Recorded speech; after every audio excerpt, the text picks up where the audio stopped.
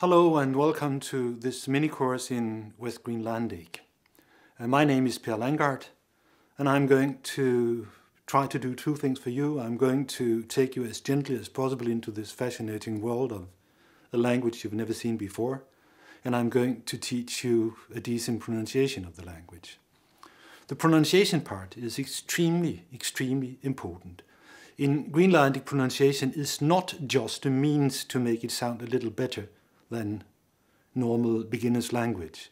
It's actually the very, it's needed for you to get going with the language. Up till 1950 it was so that Danes in Greenland spoke Greenlandic.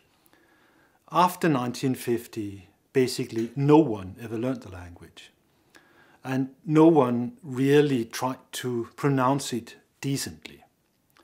With the growing nationality, the growing feeling of Greenlanderness in the 70s, 80s, and not least around 2009, with the introduction of self-government, this sloppiness in the Danish pronunciation of Greenlandic is more and more regarded as a disrespect for the language, with good reason actually, because Greenlandic might be difficult, it might be hard to get to it, but getting to the pronunciation is really a piece of cake. There simply is not any good excuse for not pronouncing the language decently. So let's do that today.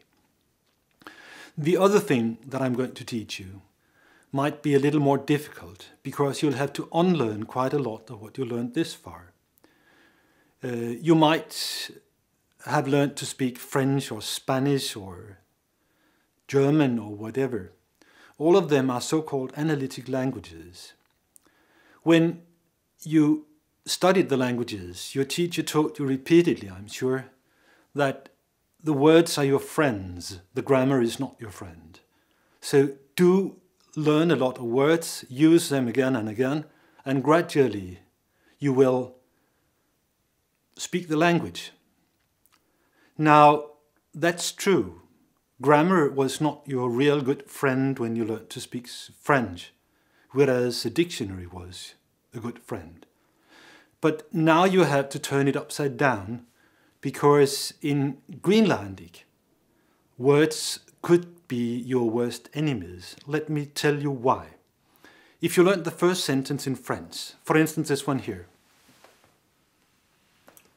Je suis une femme. I'm a woman. You get 4 words, je suis une femme, all of them good words. If you want to say instead of I'm a woman, you would like to say I'm a man, you would just reuse je or suis and add un homme instead of une femme. If you want to say the famous quote from Descartes, I think, therefore I am, you would say je, add a new word, pense, donc, ergo, je suis. I think, therefore I am. You reuse parts of the sentence all the time. The same word comes again and again and again. It's good to be a friend with the words in when you learn French. Now, if we translate this sentence into Greenlandic, you got it here. It says om naboer. It's one and only one word. Everything is included in the word. Now, that word cannot be reused outside exactly this